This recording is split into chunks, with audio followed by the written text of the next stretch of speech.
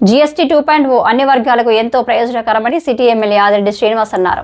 దేశంలో అస్తవ్యస్తంగా ఉన్న పన్నుల వ్యవస్థను సంస్కరించి జీఎస్టీ విధానాన్ని తీసుకొచ్చిన ప్రధాని నరేంద్ర మోడీ గొప్ప విధానానికి నాంది పలికారని అన్నారు. శాసనసభ సమావేశంలో భాగంగా రెండవ రోజు శుక్రవారం ఎమ్మెల్యే వాసు జీఎస్టీ 2.0 అంశంపై మాట్లాడుతూ ప్రధాని మోదీ తీసుకొచ్చిన ఈ సంస్కరణలు హర్షణీయమన్నారు. దేశంలోని అన్ని వర్గాల ప్రజలు కూడా సంతోషం వ్యక్తం చేస్తున్నామన్నారు. ఇది సామాన్యుడికి ఒక వరమని చెప్పడంలో ఎలాంటి అతిశయోక్తి లేదన్నారు. దేశ ఆర్థిక వ్యవస్థను గాడిన పెట్టేందుకు జీఎస్టీ 2.0 ఎంతగానో దోహదం చేస్తుందని ఎమ్మెల్యే అభిప్రాయపడ్డారు. వేరువేరు స్లాబ్స్గా ఉండే దాన్ని 2 స్లాబ్గా మారుస్తూ తీసుకొచ్చిన జీఎస్టీ 2.0ను కామన్ మ్యాన్ జీఎస్టీగా అభివర్ణించారు. అత్యంత అవసరమైన వస్తువులు, ఆరోగ్య, విద్య సంబంధిత వస్తువులను జీరో రేటుకి తీసుకురావడం, అదే సమయంలో లగ్జరీ గుడ్స్కి పన్ను పెంచడం అభినందనీయమన్నారు.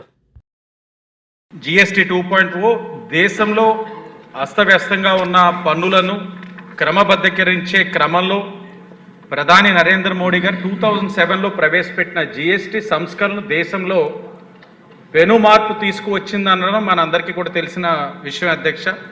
అదే బాటలో నేడు జీఎస్టీ 2.0ను ప్రధాని నరేంద్ర మోడీ గారు తీసుకురావడం హర్షణీయం. దీనిపై దేశంలో అన్ని వర్గాల ప్రజలు సంతోషం వ్యక్తం చేస్తున్న పరిస్థితులు మనందరం కూడా, అందులో మధ్యతరగతి వారు, పరిశ్రమలు వారందరూ కూడా ఎంతో ఆనందం, ఊరట కూడా కలిగిందన్న విషయం మనందరూ కూడా గమనించాలి. ఇది జీఎస్టీ 2.0 అన్నది సామాన్యుడికి ఒక వరం, అందులో ఎలాంటి అతిశయోక్తి లేదు. అది మన దేశ ఆర్థిక వ్యవస్థని తిరిగి గాడిన పెట్టేందుకు ఎంతగానో తోడ్పడుతుంది అధ్యక్ష.